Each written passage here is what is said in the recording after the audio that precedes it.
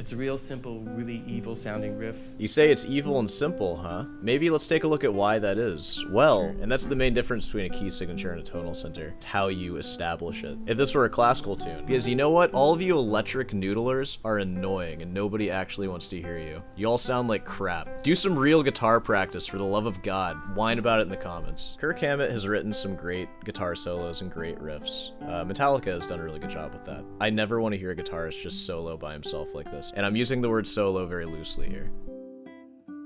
Hey, this is Cameron, and welcome to the reaction log. Whoa, whoa, whoa. All right, we got a special spicy one here for you. This is the one and only Metallica's Kirk Hammett at Guitar Center. Whoa, when am I gonna get that Guitar Center sponsorship, guys? Go ahead and subscribe to Guitar Center. There's so much to say about Kirk Hammett. He's a guitar hero, of course. We all know and love him. Believe it or not, I was once an electric guitarist, and I would learn Metallica riffs too. And something that I really appreciate about Kirk Hammett is his use of modal mixture, how he'll just kind of put the minor pentatonic box just anywhere, doesn't matter what key you're in, which, you know, of course works, like it sounds cool, but it always leaves you wondering, did he mean to do that? Yes, he did, because he is a guitar hero. Wow, look at this. I thought my PRS was cool with the birds, but he has spiders and bats. Nice. And he's got people on there too. White Zombie. I don't know what that is. What else is there to say about Kirk Hammett? He has a wah pedal that's pretty dope. Let me look up that really quick. You know, when I was buying a wah, I was really tempted to buy this one, because I mean, look at that. And what a steal. Only a cool $200 for that. You can finance it for 36 months like it's a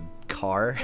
For $5.50 a month. That's great. So again, this is Kirk Hammett at Guitar Center, and I assume he's gonna play guitar for us and shred. And I'm just gonna throw in my 2 cents to that. Oh yeah, about me, I'm a classical guitarist. I love music, but none of the music that you love. So, without further ado, let's go ahead and jump into this one, shall we?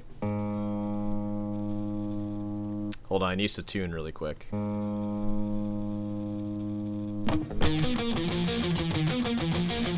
Oh yeah, oh, we're in Guitar Center today, aren't we? Also, nice guitar collection. I bet they all sound exactly the same. Hey, at least the amps aren't all Marshalls this time. Maybe the amp will make it sound a little bit different. Can I hear that riff again?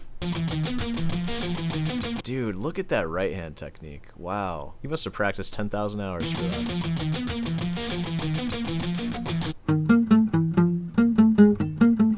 Hold on, I had to slow it down once. This is so stupid that I'm trying to figure this out. Half speed, half speed.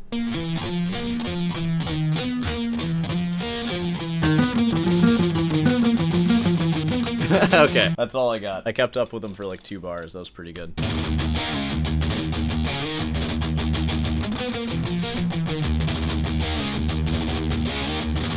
Now that's a riff. That is indeed a riff. That was that was quite the riff. Man, maybe just play the classics, right? And it's funny, I can make fun of Kirk Hammett all I want, but I will never ever have this not in my mind.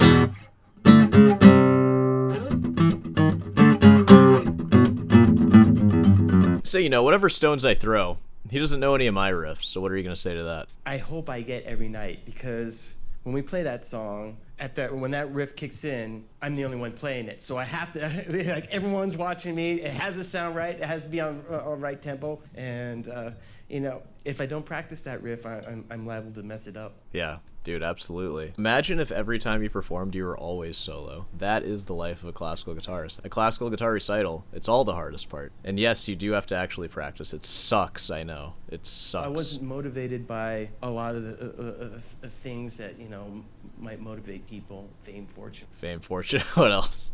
What motivates you, Kirk? What is it? Whatever. I was just motivated by wanting to play the guitar well. Dude, he just wants to be good enough. I just want to be good enough at guitar. You know, I feel like that's a common motivator, just wanting to be enough. I just want my dad to smile at me. God, saying that with those sad eyes, too. Come on, man. Fame and fortune, bro. He got fame and fortune. Good job. Actually, when I think about it, yeah.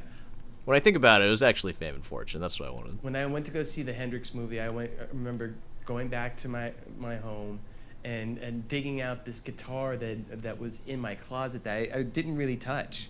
You know, I remember buying the guitar and kind of fooling around with it for a little bit, and like just kind of like putting it in the closet and just not really paying much attention to it.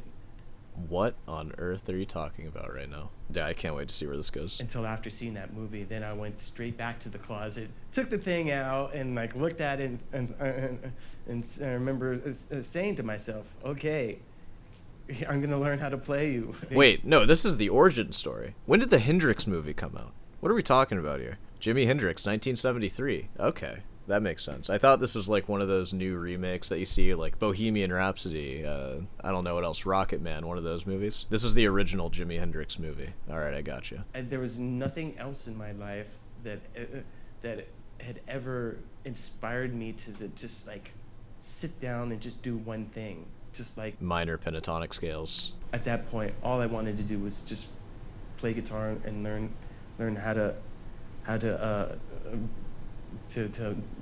play it as well as I possibly could. Yeah, dude. You guys are gonna hate me for this, but I really do believe the hardest form of guitar is the classical guitar. And Kirk, you're lucky you didn't go down that road, because it is a dark and sad road. And not dark and sad like how you like it. I don't know, classical guitar is one of those instruments, like, I believe anyone can play guitar like Kirk Hammett. And anyone, I think, can learn the standard metal and rock repertoire and be in, like, a Metallica cover band or have a Metallica-like band. Not everyone can play like David Russell, though. In fact, like, basically nobody can. I feel like with rock and metal guitar, and I'm saying this as somebody who played electric guitar, the end of the road for rock and metal is like the very beginning of the road for classical. Oh, you've been practicing for 10 years and you got pretty good in this time? Well, now you're a beginner at classical guitar, and you're handed this kind of dinky, small music, and even that, you can't even make it sound good. It's a crazy world. Be grateful you went down this road, though it is a shame that the classical world missed out on one guitarist, and who knows what your career would have been had you been a classical guitarist. You could have twice as much money, or 4 times as much money.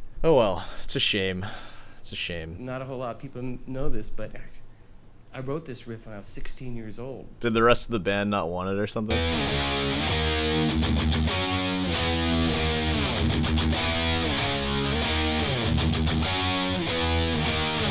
That one's not too bad. I like this riff. Yeah, dude, nice. Nice showman. Die. Die. Die.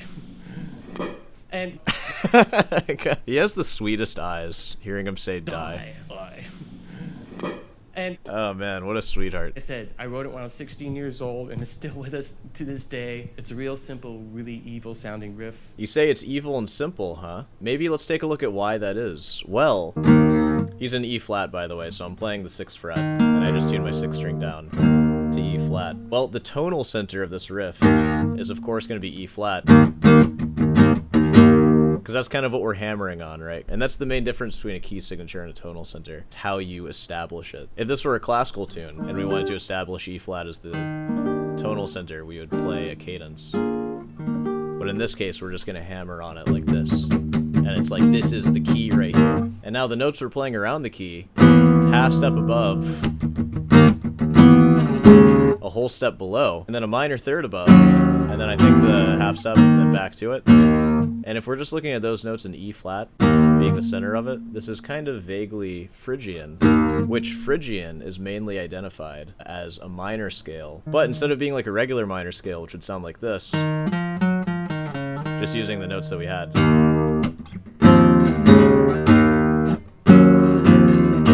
Phrygian is kind of like super minor, because even the second note in the scale is also flat, and we get this kind of sound.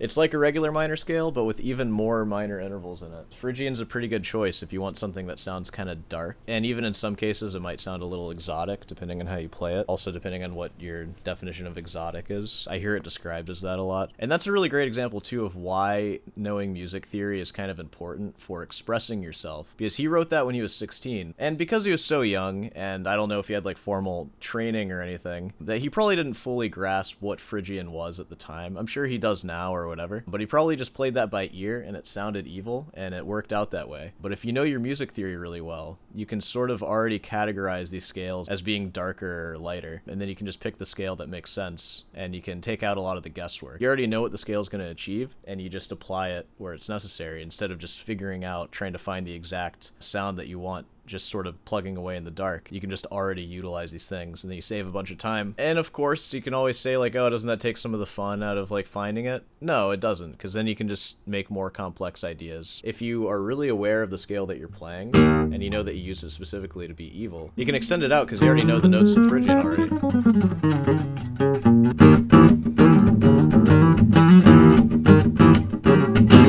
Which maybe might be a slippery slope. Maybe if that were Kirk Hammett's direction, he would have just turned into some jazz loser who amounted to nothing instead of being in the most famous metal band on earth. You know, you just hear it a lot from a lot of guitarists, like, oh, theory's like whatever, you don't want to, gonna ruin your creativity or whatever. I feel it would just be really hard to do anything sort of complex without some theory knowledge. And as far as learning theory goes, learning scales and stuff is like the bare minimum of theory. You don't have to learn like the counterpoint tendencies of the 18th century or anything like that. Just learning scales and stuff is enough to write any kind of modern music you want, I feel. So, you know, theory doesn't limit creativity. That's all I have to say. All right, let's keep it going. I have a soft spot in my heart for that riff.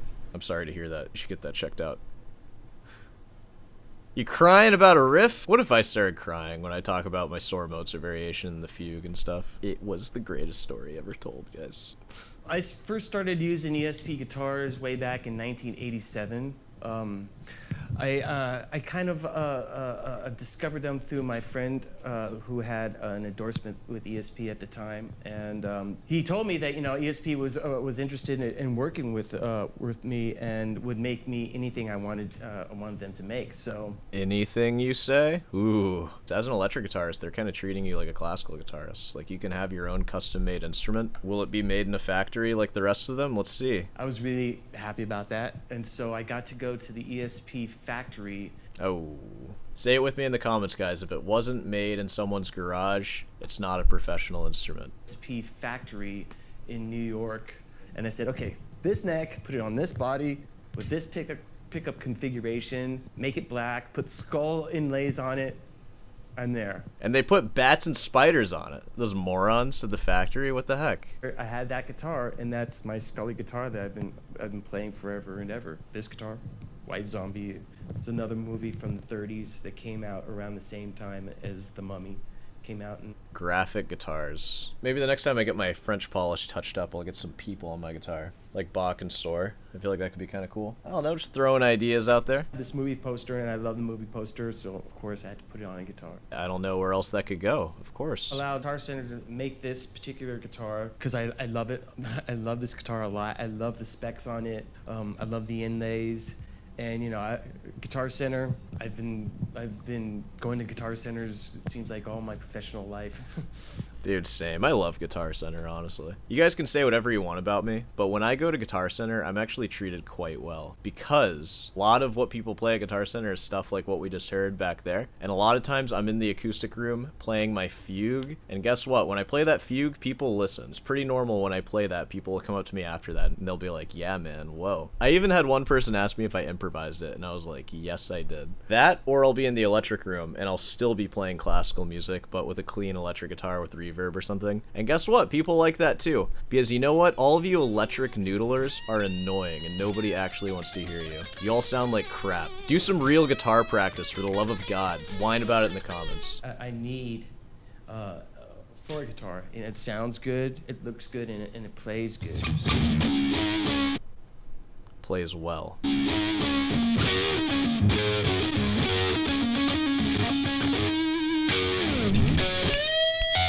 Kirk Hammett has written some great guitar solos and great riffs. Metallica has done a really good job with that. I never want to hear a guitarist just solo by himself like this. And I'm using the word solo very loosely here. From, you know, being honored at the Rock and Roll Hall of Fame to this little kid stuck in his bedroom trying to figure out how to play, you know, Jeff Beck tunes, you know, Zeppelin songs all over again. I mean, I was brought back to that time where I was just a high school nerd. There was another time where I found myself thinking, holy shit, I'm living my high school fantasy. That's great you're living your high school fantasy. I think I'm living a lot of 6-year-old fantasies, which is making YouTube videos.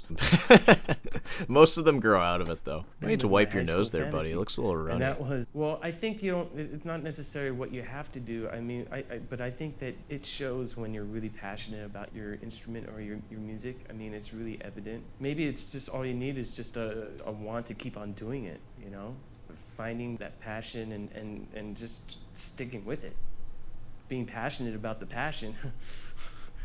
Dude, let's end it with some facts right here. Absolutely. And I know how I come across, at least in this video. I'm a classical douchebag. I've been talking crap on Kirk Hammett, I know that. But believe it or not, I am insanely passionate about music. And of course, Kirk Hammett is too. And I hope that all of you find something that you love as much as Kirk loves guitar, as much as I love being a meanie on the internet and also playing guitar. And it's really great to see that kind of fulfillment from Kirk. And not only is he fulfilled, but he's hyper successful, and thus makes him a target for me to make fun of.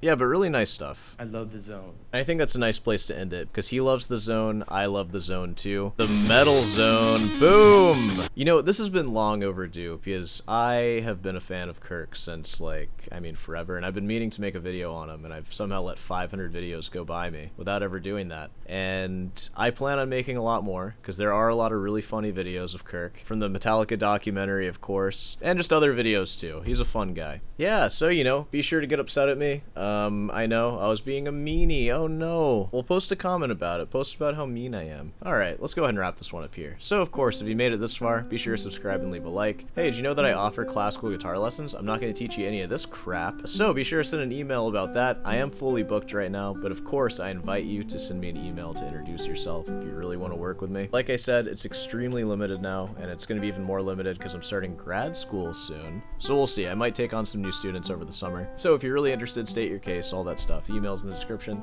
Of course, head on down over to Ruden's Light for some merch. I have a second channel where I live stream my guitar playing. If you want to make fun of me there, you can do that. Link should be in the description at this point. If not, it's in the channel bio. Yeah. Alright, well, I'll see you in the next one.